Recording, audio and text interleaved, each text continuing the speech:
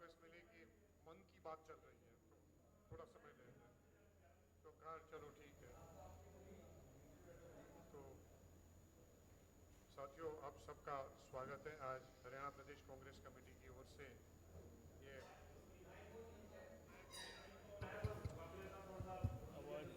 आ गई।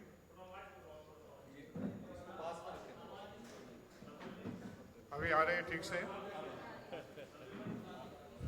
Hello hello. आज आज हरियाणा प्रदेश कांग्रेस कमेटी की ओर से आप सभी साथियों के साथ ये मैनिफेस्टो कमेटी जो हरियाणा प्रदेश कांग्रेस कमेटी ने बनाई है और वो एक कार्रवाई शुरू हुई है। एआईसीसी की ओर से भी कुछ हम लोगों ने निर्देश दिए थे, गाइडलाइंस की थी कि किस प्रकार से जो है, जैसे राहुल जी ने पूरे देश में घूम के लोगों के से फीडबैक एकत्रित किया हुआ था उसकी यात्रा के दरमियान और उसके बाद न्याय यात्रा के दरमियान। सुनिए सुनिए सुनिए, फिर से बंद हो गया। तो ये जो फीडबैक हमारे पास जो था, जो जब लोकसभा चुनाव थे उसी तरह से हरियाणा के असेंबली इलेक्शन में भी 360 डिग्री हरियाणा का प्रतिभाव क्या है, उनकी उम्मीद क्या है लोगों से, वो प्रतिभाव झेलने के लिए एक मैनिफेस्टो कमेटी का गठबंधन किया गया और निश्चित किया गया कि लोगों के बीच में जाके उनसे संवाद कर से उनके प्रतिभाव लेके एक मैनिफेस्टो की रचना की जाए। और उसके लिए जो कमेटी बनाई उसकी ओर से कार्रवाई जो शुरू हुई उससे आपको अवगत कराने के लिए हरियाणा प्रदेश कांग्रेस कमेटी मैनिफेस्टो कमेटी की ओर से आपको आमंत्रित किया गया है।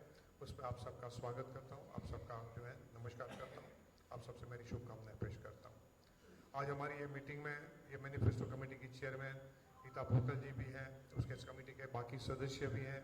उसमें हम लोगों ने जो है वो भी एक सुनिश्चित करने की कोशिश की कि समाज के पिछड़े से पिछड़े वर्ग के, गरीब से गरीब लोगों के प्रतिनिधि, कॉलोनीज के भी हो सकते हैं और ट्रांसपोर्टर्स के भी हो सकते हैं। अनफॉर्चुनेटली हमारा एक जो सदस्य थे जगू मिस्त्री जी, तो ट्रांसपोर्टर से और गरीब लोगों के बीच में काम करते थे, वो तो एक महीने पहले चल बसे, मगर सभी लोगों को समाविष्ट करके आप देख सकते हैं कि बाजीगर जी भी हमारे इसके सदस्य हो सकते हैं। और नॉट ओनली दैट, हमारी जो कमिटियाँ हैं हर डिस्ट्रिक्ट में, पिताजी आपको इन्फॉर्मेशन देंगे, चांदवर जी आपको भेज देंगे, 20-25 जो है मेन सब्जेक्ट्स जो होते हैं जो जहाँ से आम लोगों की ज़िंदगी पर वो बड़ी असर करते हैं, उस सब्जेक्ट को लेते हुए उसकी सब कमिटीज बना दी गई है। उसके साथ एक एक जो है मैनिफेस्टो कमेटी के सदस्य को जोड़ दिया गया है।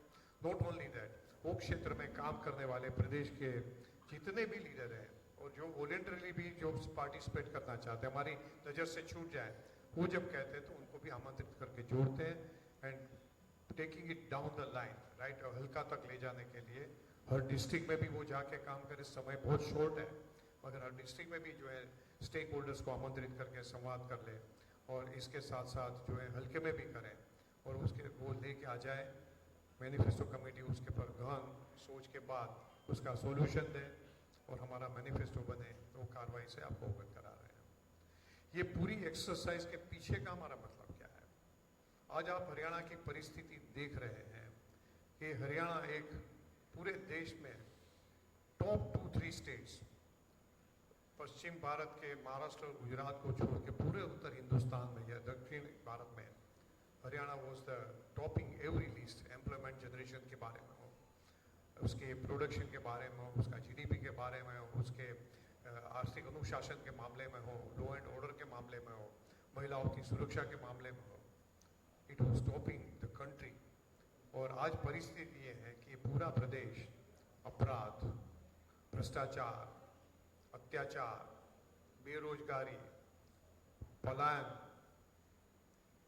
पब्लिक डेट, देवा में फंसा हुआ, देवा की जाल में, पेपर लीक, नशा, अनेक प्रकार के अपराधों से ग्रस्त है।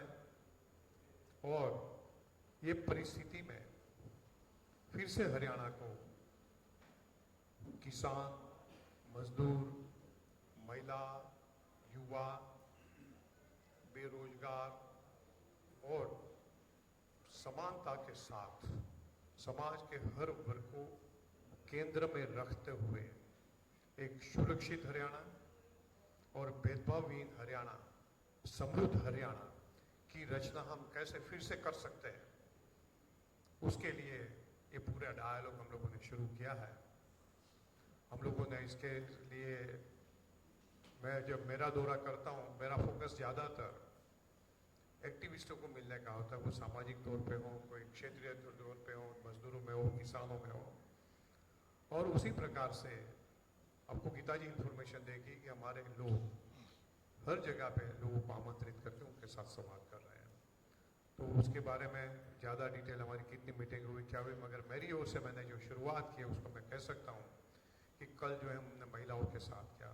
महिला, जैसे राहुल जी ने कहा था कि 12 महीने में 1 लाख रुपया हर महिला को मिलेगा, मगर हरियाणा में और भी क्या चाहिए। भारतीय जनता पार्टी ने तो बड़े बड़े जुमले किए, उन्होंने तो बड़े दावे भी किए, प्रोमिस भी किए। कहा था वृद्धावस्था का पेंशन 5500 रुपया दे देंगे, आज तक 1 रुपया नहीं दिया। उन्होंने जो है युवाओं को प्रॉमिस कर दिया था कि आपको बेरोजगारी बता देंगे, आज तक कुछ नहीं दिया। उन्होंने कहा था कि हरियाणा को आर्थिक तौर पर समृद्ध बनाएंगे। हरियाणा देवा की गर्ता में डूब गया कि जिसकी वजह से आज एक बच्चा जन्म पैदा होता है, 1,85,000 रुपये का कर्ज बोझ अपने सर पे लेके जन्म लेता है। और ये इन्होंने जो प्रकार से शासन किया है, जिसका खुद का एक सीनियर मोस्ट मंत्री ये प्रदेश को नशा का केंद्र बनाने का काम किया, जिसका एक मंत्री जो आज उससे आगे के स्थान पे ले गए, जो ये पूरे प्रदेश में इलिसिट गैरकायदे खनन का काम में व्यस्त था। एक एक मंत्री का ज्यादातर आप रिकॉर्ड देख लो, अपराधी रहे ज्यादातर, मैं सबका नहीं कहूंगा। और ऐसे अपराधी की जो महिला उत्पीड़न के लिए उसकी खुद की सीआईडी ने कहा है कि ये अपराधी है और उसकी एफआईआर कंफर्म होनी चाहिए, उसके बाद भी जिसका मुख्यमंत्री कहता है कि उसके सामने ना तो कोई इंक्वायरी होगी ना कोई जांच होगी, मगर उसको मंत्री पद के तौर पे सुरक्षा दी जाएगी जिससे वो जेल में न जाए। इसी प्रकार का शासन करके इन्होंने पूरे हरियाणा को, पूरे देश में शर्म से सर झुक जाए, जो प्रकार से दिल्ली में जो महिला पहलवानों के साथ जास्ती की थी, शर्म से सर झुक जाए, वो परिस्थिति में हरियाणा को पहुंचा दिया। आज देश में सबसे विफल सरकार का किसी को भी अवार्ड देना चाहिए तो ये खट्टर और सैनिकी भारतीय जनता पार्टी की सरकार को देना चाहिए।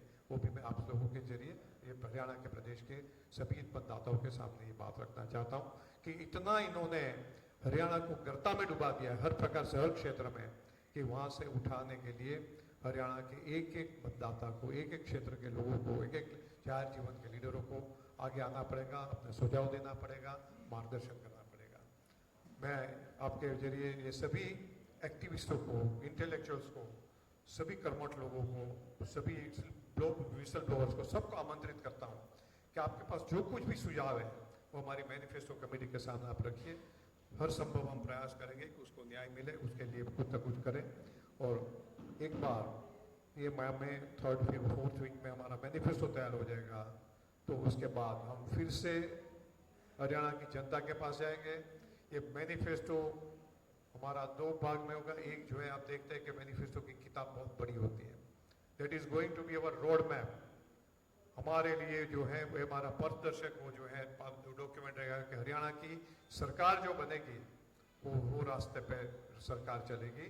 और उसके महत्वपूर्ण जो बिंदु है उसका हम जरूर से मीटिंग करके लोगों के सामने भी हमारे मुद्दे पेश करेंगे। आप सबका मैं स्वागत करता हूं और आप सबका सहयोग चाहता हूं।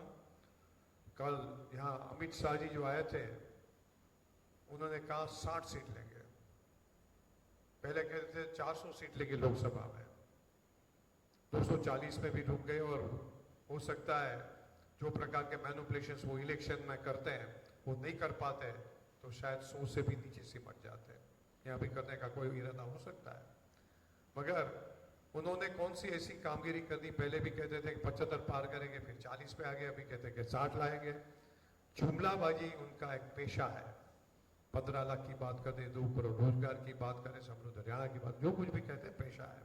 और आज कल भी आके ये कह के गया, हरियाणा सरकार की ये 10 साल में भारतीय जनता पार्टी के अगुवाई में जो सरकार थी, उसकी एक उपलब्धि का भी अमित शाह जी जो जिक्र कर दे तो मैं कहता कि हाँ, इन लोगों ने कुछ काम किया। एक भी उपलब्धि का जिक्र नहीं कर पाए, वो विफलता के लिए मैं समझ रहा हूँ कि ये हरियाणा सरकार को जो ऐसे भी अल्पमत में है फौरन इस्तीफा दे देना चाहिए, वो भी मैं कहता हूँ। फिर से आज वो मेरा विषय नहीं है, आज आपको मैनिफेस्टो के लिए करने के लिए हम बैठे हुए हैं। मैं गीता जी से निवेदन करूंगा कि वो जो आपको अवगत कराएं कि क्या क्या हम लोगों ने कैसे आगे बढ़े हैं, सब्जेक्ट क्या है। बहुत धन्यवाद सर। आपको ये ले लेना पड़ेगा, चलेगा। बहुत बहुत धन्यवाद सभी साथियों का भी।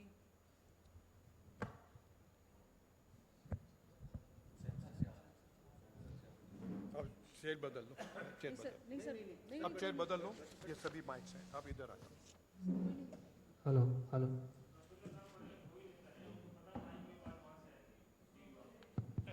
Sir please. नहीं, इसमें कोई हरकत नहीं। आप तो जानते हैं, मैं एम नॉट दैट फसी about any kind of the protocol. आप सभी का बहुत बहुत स्वागत है। आज विशेष तौर से हमारी जो प्रेस वार्ता, जैसा कि हमारे आदरणीय महामंत्री दीपक बाबरिया जी ने बताया, घोषणा पत्र को लेकर है। हमने हरियाणा में जो घोषणा पत्र कमेटी बनाई है उसकी प्रक्रिया इस समय हमारी लगातार चल रही है। हमने करीबन 17-18 सब कमेटीज़ का गठन किया है। सब कमेटीज़ हमारी सभी जगह पर, सभी जिलों में वो अच्छे ढंग से कार्य करने का प्रयास कर रही हैं। हमने विशेष तौर से युवाओं को लेकर, क्योंकि आज बेरोजगारी की मार झेल रहा हमारा हरियाणा, बेरोजगारी में नंबर 1 हो चुका है। बेरोजगार युवाओं के लिए, उनको पक्की नौकरी देने के लिए, किसानों के लिए, जिस प्रकार से किसानों के साथ हरियाणा, न केवल हरियाणा में बल्कि पूरी देश भर में इस तरह का जो हालात बने हैं, तो हम ये चाहते हैं कि हमारा जो मैनिफेस्टो बने,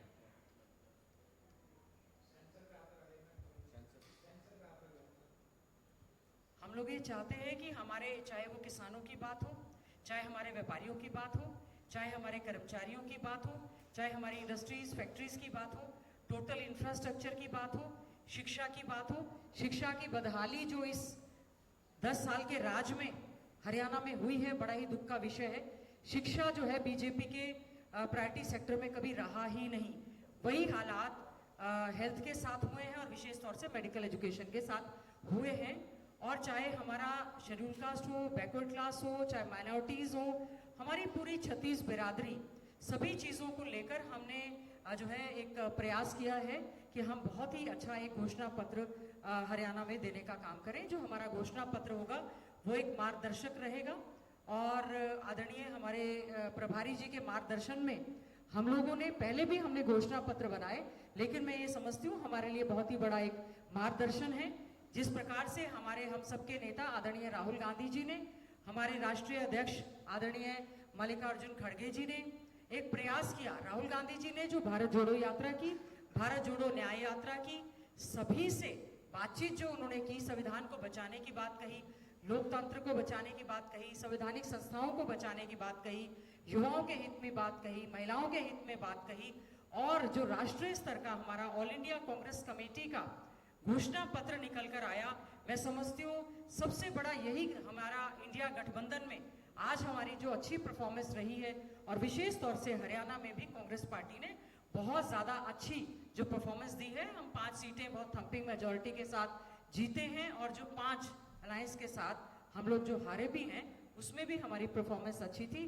वो जो हमारी न्याय पत्र जो हमारा था, न्याय की गारंटी थी, मैं समझती हूँ उसका बहुत बड़ा एक अहम रोल रहा। तो यही हम चाहते हैं कि आज हरियाणा हमारा सोशल जस्टिस में सभी को न्याय मिले और सभी का इसमें भला हो। हरियाणा जो हमारा 1 नंबर राज्य था, चाहे वो हमारी प्रति व्यक्ति आय में था, चाहे खिलाड़ियों के मान सम्मान में था, चाहे वो शिक्षा के क्षेत्र में था, चाहे स्वास्थ्य के क्षेत्र में था, हमारे बच्चे जो हैं लगातार टॉप कर रहे थे। जिन बच्चों को ये सरकार यहाँ पर जॉब नहीं दे पा रही है उनको इनएलिजिबल घोषित कर रही है और वो बच्चे हमारे IAS तक में टॉप करने का कार्य कर रहे हैं। जिस प्रकार की पिछले दिनों आपने देखा होगा नीट की परीक्षाएं हुई हैं, सरकार ये मानने को तैयार नहीं है। हमारे हरियाणा में जो पेपर लीक लगातार हुए, बच्चों को केवल कच्ची नौकरी सक्षम या HKRM के माध्यम से देने का ये सरकार काम कर रही है। नीट की परीक्षा को लेकर मैं विशेष तौर से कहना चाहूंगी, बार बार इस सरकार ने दावे किए कि हम हर जिले में मेडिकल कॉलेज खोलेंगे। एक भी मेडिकल कॉलेज वो बता दें जो इस सरकार के राज में एम्स की बात हुई थी, उसके सिवाय फाउंडेशन के एक कल्पना चावला मेडिकल को यूनिवर्सिटी कन्वर्ट किए जाने की बात थी। कोई मेडिकल कॉलेज, कोई यूनिवर्सिटी नहीं हुई। बच्चों के साथ अन्याय हुआ। जो नीट का इतना बड़ा मुद्दा, हमने इसको बहुत ही मजबूती के साथ रेज करने का एक प्रयास किया है कि जो एनटीए है, नेशनल टेस्टिंग एजेंसी की पर पूरी तरह से प्रश्न चिन्ह लगाता है। जो मामला सुप्रीम कोर्ट में आ जाए, और बड़ा दुख होता है कि यहाँ के इंचार्ज प्रभारी जो धर्मेंद्र प्रधान जी एचआरडी मिनिस्टर हैं, उन्होंने पहले ही दिन एनटीए को क्लीन चिट देने का काम किया। तो युवाओं के भविष्य के साथ जो खिलवाड़ हो रहा है, हम बस आज का मेन मुद्दा हमारा यही है कि हम लोगों की पूरी होलिस्टिक अप्रोच रहे और हर विषय पर, चाहे वो छोटी से छोटी बिरादरी है या छोटा से छोटा हमारा व्यक्ति है, जो एरिया है, हमारी कोई ढाणी है, कोई मोहल्ले हैं, जैसे हमने कल नारी न्याय चौपाल की थी और जो है हमारी झुग्गी झोपड़ियों से संबंधित न्याय चौपाल हुई। फिर हमने इलेक्टेड पंचायती राज के जो हमारे इलेक्टेड लोग हैं या म्यूनिसिपल कमेटी या कॉरपोरेशंस के इलेक्टेड लोग हैं, चाहे मेयर हैं, डिप्टी मेयर हैं, पंच हैं, सरपंच हैं, उनसे हमने संवाद करने का काम किया। हमारा इंडस्ट्रीज वालों से एक संवाद जो है न्याय चौपाल के रूप में हुआ है। हमारा माइनॉरिटीज को लेकर यमुनानगर में एक चौपाल जो है, हमारी माइनॉरिटीज न्याय चौपाल जो है वो एक ऑलरेडी हो चुकी है। किसान न्याय चौपाल जो है हमारी हिसार में हो चुकी है, हमारी सिरसा में हो चुकी है। एग्रीकल्चर को लेकर हुई है, हमारी बेसहारा आवारा पशुओं को लेकर एक बहुत बड़ा चिंता का विषय जो हुआ है उसको लेकर हो चुकी है। हमारे जो एजुकेशनिस्ट हैं उनके साथ हुई है। शिक्षा में किस प्रकार से सुधार किया जाए उसको लेकर हमारी जो सब कमेटी है वो इस समय कार्य कर रही है। हेल्थ, मेडिकल एजुकेशन और मेडिकल के साथ साथ सैनिटेशन को भी हमने इसमें लिया है। स्वच्छ पेयजल को भी हम लोग चाहते हैं कि अच्छा पीने के लिए हम लोग पानी दें, इसको लेकर भी चर्चा हुई है। साथ ही साथ में हमने हमारी जो सब कमेटी है उसमें ये विषय भी रखा है कि जो हमारे पत्रकार बंधु हैं उनके लिए भी किस प्रकार से एक न्याय चौपाल का आयोजन किया जाए, इसके लिए भी हमने कुछ विषय मीडिया से संबंधित भी रखने का इसमें हमने प्रयास किया है। और जो हमारा चाहे वो शेड्यूल कास्ट है, बैकवर्ड क्लास है, बैकवर्ड क्लास में सबसे ज्यादा हमने पिछड़ा वर्ग ए, अति पिछड़ा वर्ग को लेकर भी हमारी दिल्ली में बहुत बड़ी एक हमारी न्याय चौपाल हुई, जिसमें हमारे सभी बिरादरी उसमें जो आती थी, चाहे उसमें हमारे धोबी समाज से थे, नाई समाज से थे, हमारे खाती समाज से थे, या जिस भी समाज से हमारे जो वहाँ पर हमारे प्रबुद्ध समाज के हमारे कुछ एनजीओज हैं, सेल्फ हेल्प ग्रुप्स हैं, सभी लोगों ने आकर अपने सुझाव देने का काम किया।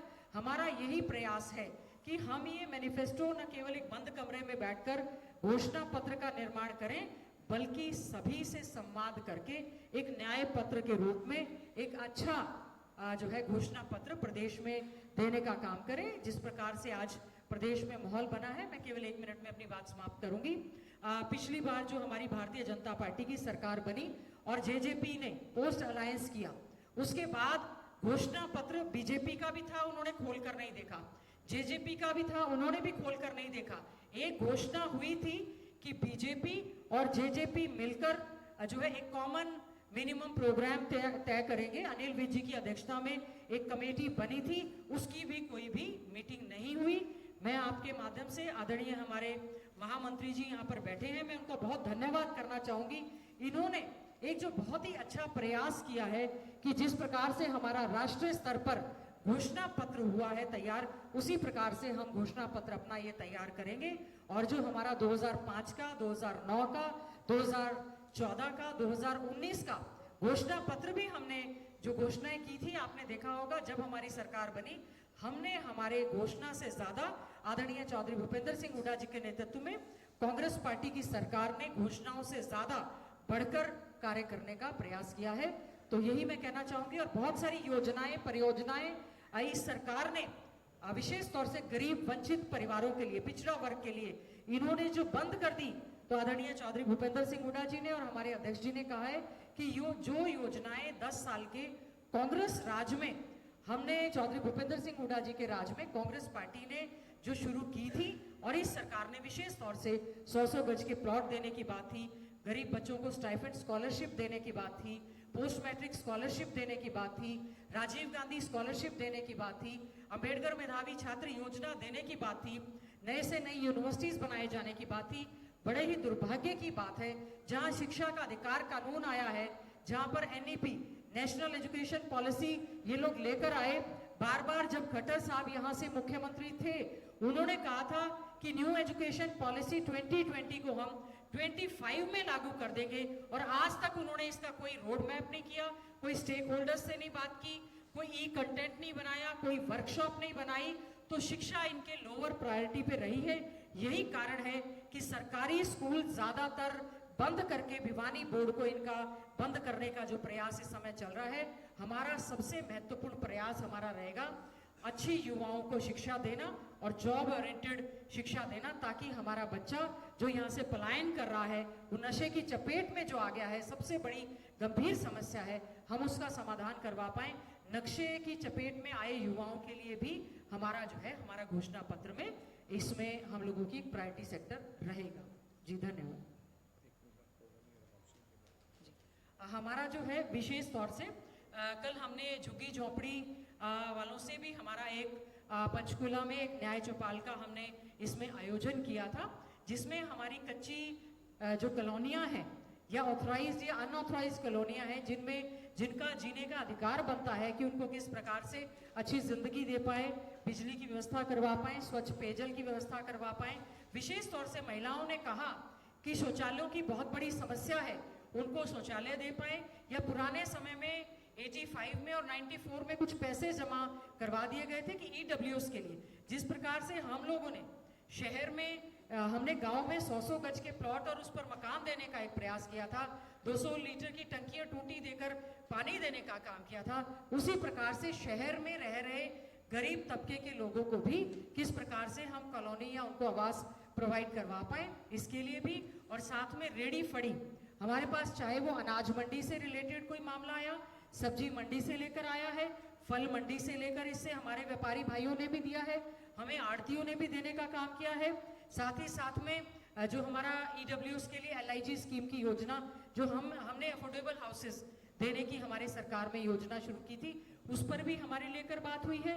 रेडी फड़ी वालों ने भी कहा है कि हमें पक्का स्थान चाहिए, नहीं तो हमारे साथ काफी बड़ा एक अन्याय होता है। तो हमारा जो घोषणा पत्र है, ये हमारी सरकार के लिए जो एक रोड मैप रहेगा, हमारा उसमें यही प्रयास है कि सब लोग साथी मिलकर, न केवल ऑल इंडिया कांग्रेस कमेटी के द्वारा जो हमारे मैनिफेस्टो कमेटी के सदस्य बनाए गए हैं, उनके अलावा भी जो भी साथी, जो भी व्यक्ति, जो भी group, NGO, self help group, या जो यहाँ पर बहुत ही अच्छे से कार्य कर रहे हैं, हमने सभी को न्योता दिया है कि वो आए और इस घोषणा पत्र में बनाने के लिए आप हमारा मार्गदर्शन करें। हम आपकी बात को सुनेंगे, अपनी बात कम कहेंगे, आपकी बात को सुनेंगे, और वो हमारी घोषणा पत्र में आपकी आवाज बनकर आने वाले समय में हम उम्मीद करते हैं कांग्रेस पार्टी की जो सरकार बनेगी, उसमें हम अपनी घोषणाओं से भी ज्यादा बढ़ चढ़कर कार्य करने का प्रयास करेंगे।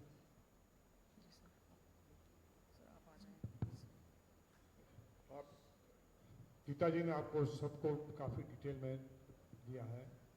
मैं फिर से दोहराऊंगा एक ही सेंटेंस में कि हमारा घोषणा पत्र होगा दैट विल बी आम आदमी centric, working class, middle class. मैं मिडिल क्लास को भी जोड़ता हूँ। शहरी इलाकों में ज़्यादातर मिडिल क्लास भी होते हैं, जो आज की डेट में 70% से भी ज़्यादा लोग अपने टू एंड्स मीट आउट करने की स्ट्रगल में रहते हैं। और वो सभी लोग जो है शिक्षा, आरोग्य से बड़े त्रस्त हैं, महंगाई से बड़े त्रस्त हैं, और इसमें से क्या सॉल्यूशन निकल सकता है, वो सॉल्यूशन हम देने का हमारा भरपूर प्रयास रहेगा। हम once again I invite everybody, आप सबको भी। गुजरात में मैं मैनिफेस्टो कमेटी का चेयरमैन था, तो मैंने सभी पत्रकार मित्रों को भी आमंत्रित किया था, आपके एसोसिएशन जो होते हैं, कि वो क्या चाहते हैं। तो ये जो है, जो बनेगी सरकार, हरियाणा के हर एक समाज की, हर एक व्यक्ति की सरकार होगी, उसकी भावना उसमें होगी, उनके मन की बात अंदर होगी, नहीं कि हमारे कोई विशेष कोई क्लास की बात होगी। आप सबका मैं बहुत धन्यवाद करता हूँ। सर प्लीज आप इधर ही आ जाइए। Sir please.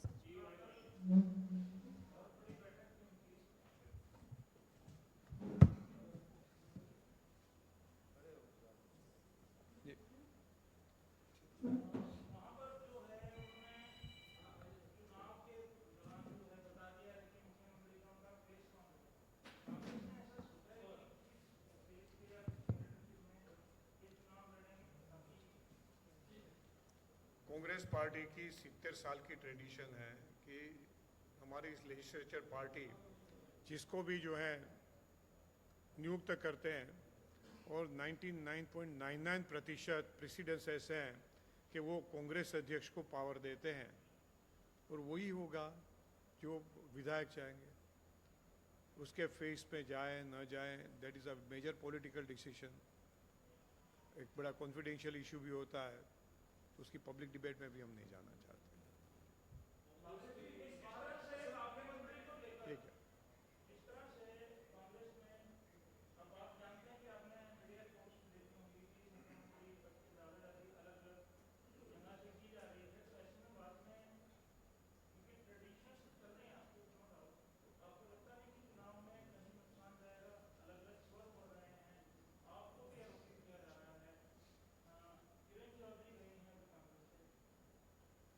लास्ट ईयर जो स्टेट में चुनाव हुए में इसमें एक स्टेट में कम से कम 5 उम्मीदवार थे सीएम फेस के, कोई डिसाइड नहीं हुआ था। और आप देख सकते हैं कि भारी जंगी बहुमत से कांग्रेस पार्टी वहाँ चुन के आई थी। तो यहाँ हरियाणा में भी जो है वही होगा कि भारी जंगी बहुमत से कांग्रेस की सरकार बनने जा रही है। एक एक एक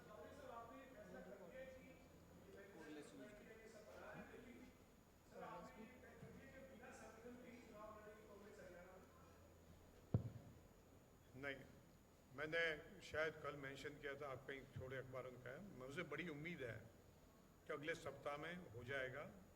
हमारे महामंत्री, आईसीसी के महामंत्री ने इसके लिए एक विशेष कोई एक मीटिंग का आयोजन का भी प्लानिंग किया है और मैं समझ रहा हूँ 2-4 दिन में वो हो जाएगी, कोई ना कोई हल निकल जाएगा।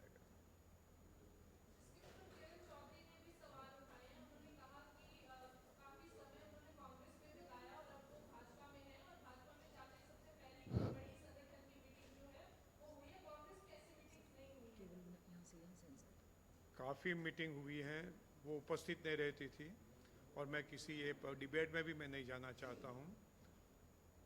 हर व्यक्ति का खुद का एक पॉलिटिकल एजेंडा होता है और प्रतिबद्धता खुद की भी अलग अलग होती है। ज़्यादातर देश में सभी नागरिक मतदाता एक वैल्यू बेस्ड पॉलिटिक्स का सम्मान करते हैं। जब तक मुझको कुछ मिलता है मैं एक्स पार्टी के साथ हूँ और मुझको नहीं मिलता तो मैं वाई पार्टी के साथ हूँ। वो जो सोच होती है उसको ज़्यादातर लोग पसंद नहीं करते, मगर वो किस प्रकार की सोच चाहिए, क्या प्रतिबद्धता चाहिए, वो that is left to the individual leaders.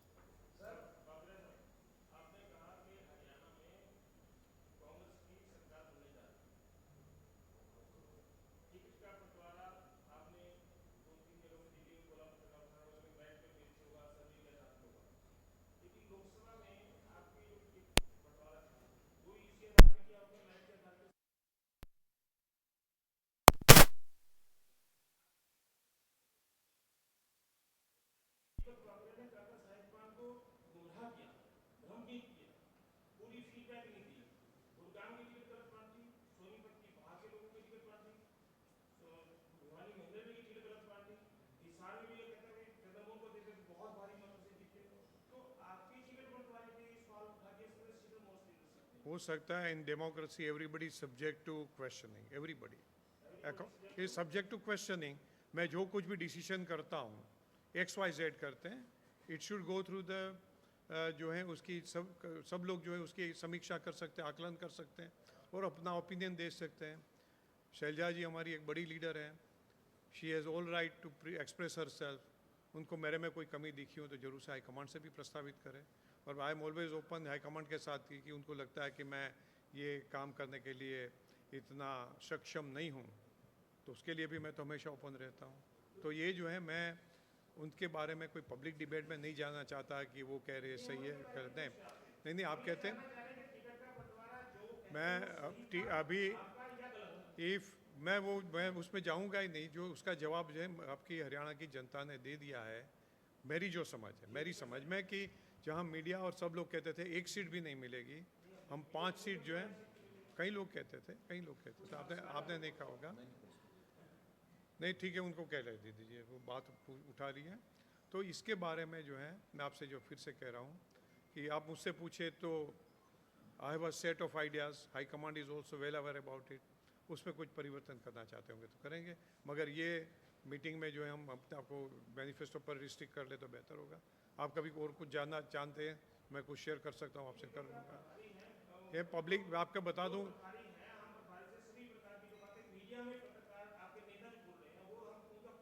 नहीं नहीं, उसका मैं आपसे कह उसका मैंने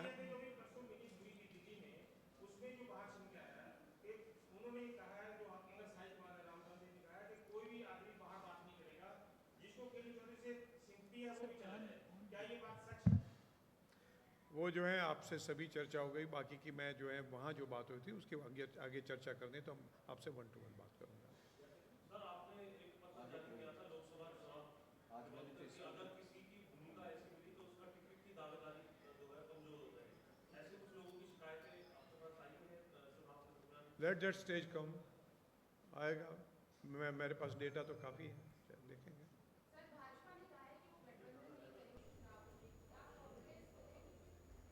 अभी आज की डेट में तो कोई प्रस्ताव नहीं है। मैं आप सभी साथियों से मेरा निवेदन है कि आप मैनिफेस्टो के लिए आज पूछें, वो सब विषय के लिए फिर से, वो जब समय आएगा फिर से हम एक प्रेस करेंगे।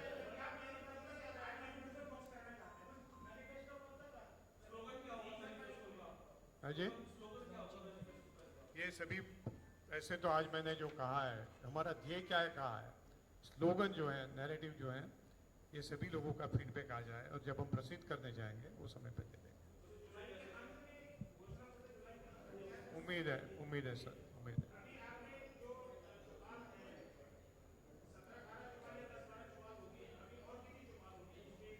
बहुत बहुत चौपाले हो गए, कम से कम we have cross more than 50। ये हमारे जितने भी साथी हैं अपने अपने क्षेत्र में करते हैं, सुरा जी हैं किसानों के साथ, इन्होंने कम से कम 6-7 चौपाले लगा के रखी हुई है। इसी प्रकार से कि ये कॉलोनी वालों के साथ कई लोगों ने लगा रखी है, सरकारी कर्मचारी हो या अन्य कर्मचारी फिक्स पगार वाले, उनसे कोई बात करते हैं। हमारे इंटूक वाले ने 8-10 मीटिंग अभी तक कर चुके हैं, तो we are trying to reach to people.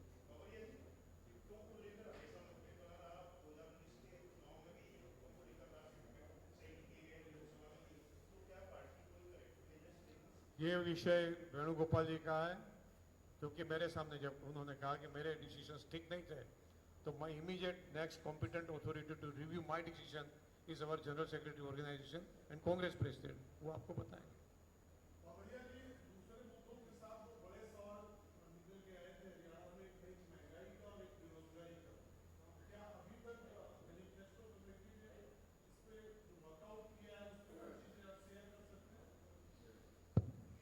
बेरोजगारी की बातें, कल जो हमारी वो मीटिंग जो हो रही थी ये लोकल बॉडीज के प्रतिनिधि के साथ, उस पर भी एक सोच था कि रोजगारी को लोकल बॉडी में भी वो टैक्सेशन का स्ट्रक्चर ऐसा ना हो जाए। बता रहे थे कुछ आपके यहाँ गार्बेज टैक्स लगा दिया, एक MSME के जो है उसके बारे में कह रहे थे 20,000 रुपया पर मंथ वो गार्बेज टैक्स का लगा दिया।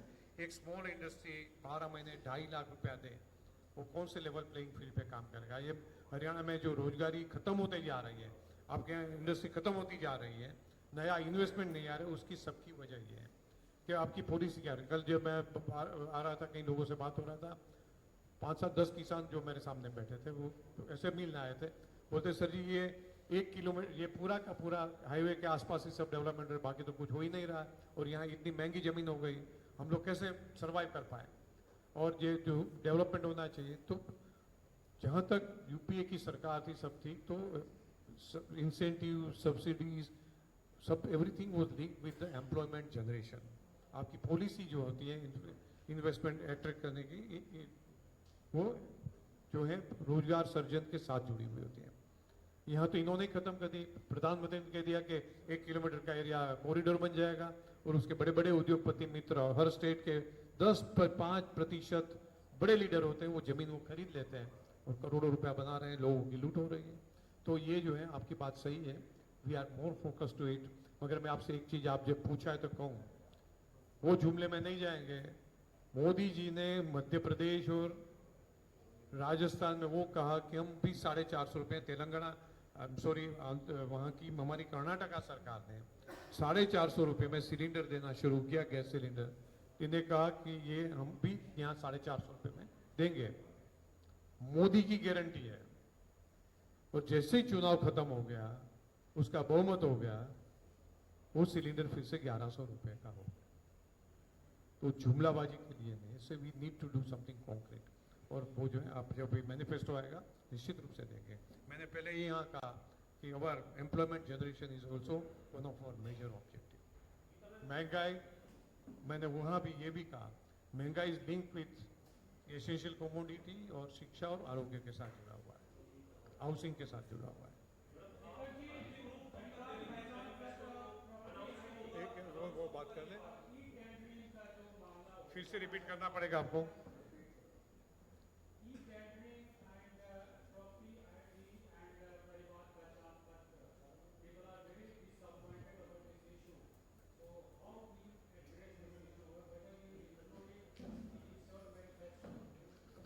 दोनों पोर्टल के बारे में लोगों के मन में बारों बार असंतोष है। It has been reduce to a, जैसे ना रैंसम करना, मेरे यहाँ गुजरात में एक बड़ा शब्द है तोड़बाजी, वो करने के लिए, लोगों के जो परेशान करने के लिए, उसको स्क्वीज करने के लिए ये प्रशासन और सरकार इस्तेमाल करती है, सबकी साझेदारी है वो खत्म करने के। मगर कैसे करेंगे, क्या करेंगे, वो आपको मैनिफेस्टो में आपको उसका जरूर से जिक्र मिलेगा, इतना मैं कह सकता हूँ।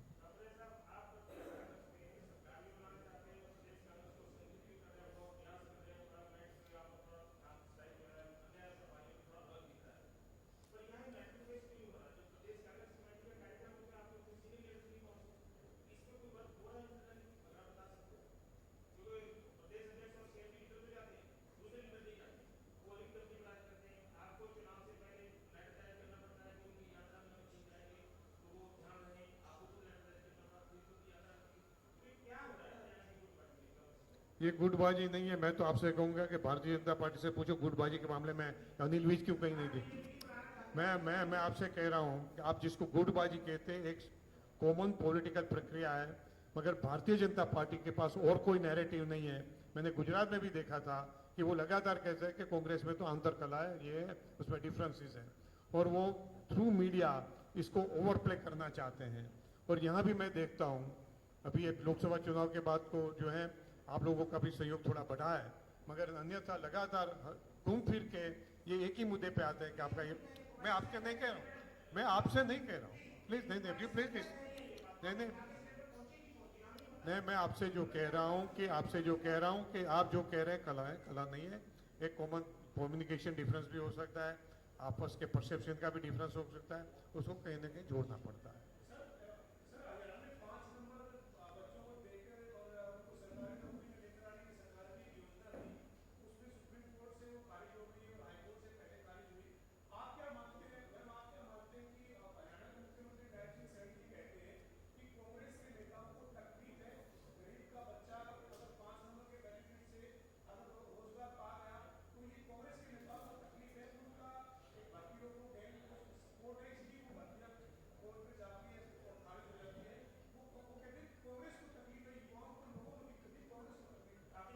प्रदेश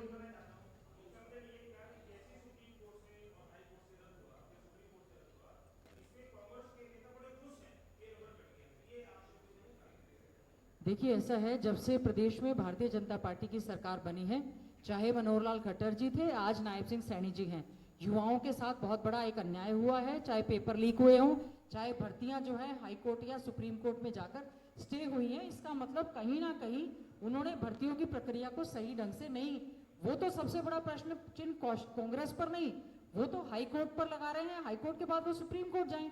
अगर उनको ये भर्तियां करनी थी, हम इस चीज के खिलाफ नहीं है, युवाओं को रोजगार दिया जाना चाहिए।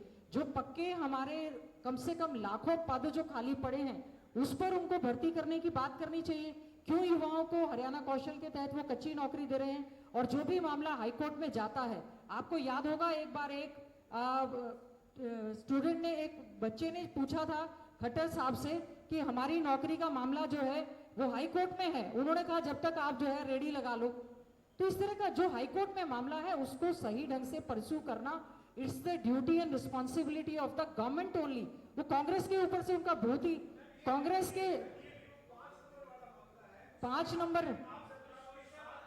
नंबर देखिए, ऐसे इकोनॉमिक, पहले हमने भी सोशल इकोनॉमिक और कई कास्ट हमने ली थी, 5 नंबर का वो मामला जो भी है उनको स्वयं इससे जानकारी लेकर उसके बाद ये प्रक्रिया करनी चाहिए। सबसे बड़ा अन्याय तो ये हुआ है जो बच्चे जिनको रोजगार मिल गया और उसके बाद उनको आपने जो है वो उस पर भर्ती पर रोक लग गई। और मैं कहना चाहूंगी ग्रुप और सी डी की भर्ती पर भी जो है जैसे ही इलेक्शंस के दौरान जो है उस पर भी रोक लगी है।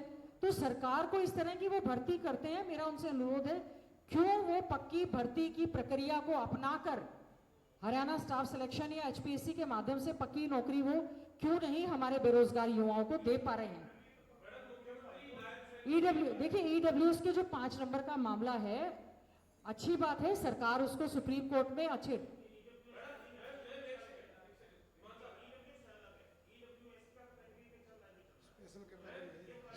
5 नंबर जो इन्होंने जो क्राइटेरिया, देखिए जो क्राइटेरिया बनाया है, हम युवाओं को नौकरी देने के खिलाफ नहीं है, लेकिन जो क्राइटेरिया बनाया है कईयों को उसमें बेनिफिट मिला और कईयों को जो बेनिफिट नहीं मिला, ये सरकार की कार्यप्रणाली पर प्रश्न चिन्ह लगाती है। आइए सांसद महोदय, आपका स्वागत है। जी जी।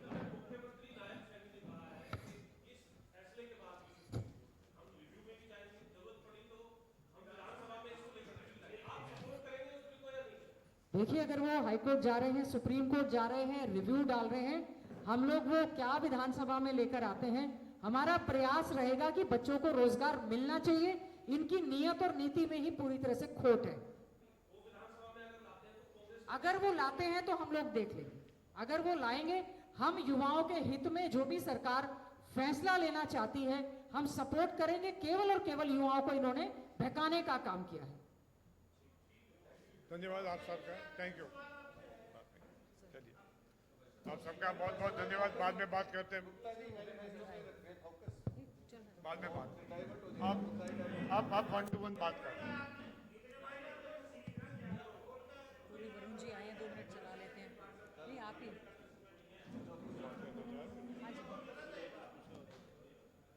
हाँ जी कोई नहीं।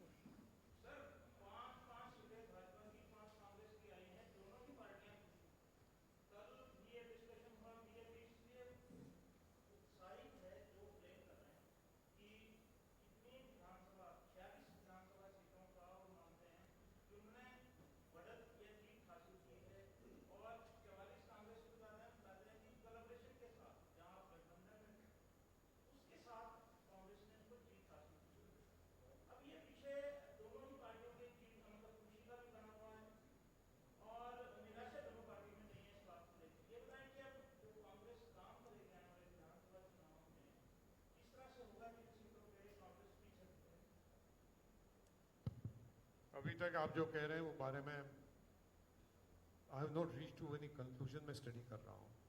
पार्टी कमांड या हरियाणा का जो है वो भी स्टडी कर रहा है, हमारे आईआईसीसी भी स्टडी कर रहा है। We will share it at an appropriate time.